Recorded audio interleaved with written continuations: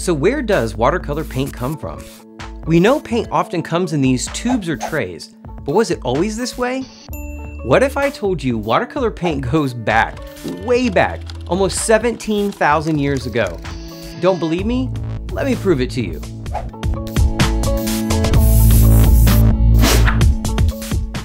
The idea of mixing pigment or color with water goes all the way back to the caves at Lascaux, France.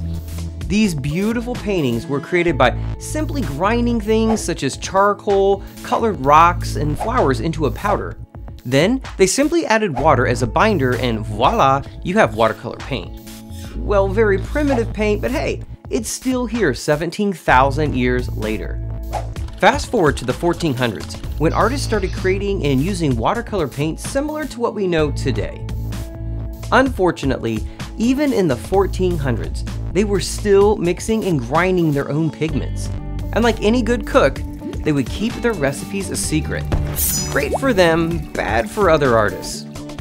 A few entrepreneur artists turned salesmen would sell these clay-like clumps to artists.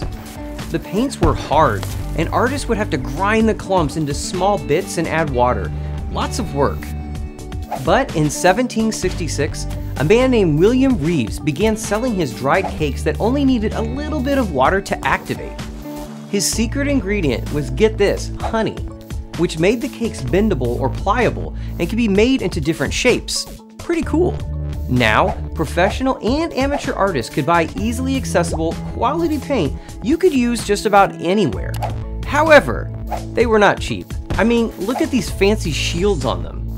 Not long after, in 1856, another big name in watercolor paint, Louis Prang, came on the scene bringing along his affordable watercolor paints. Watercolor for the masses, baby, which ends up in America's art rooms everywhere. And the rest is history. Well, colorful history, that is.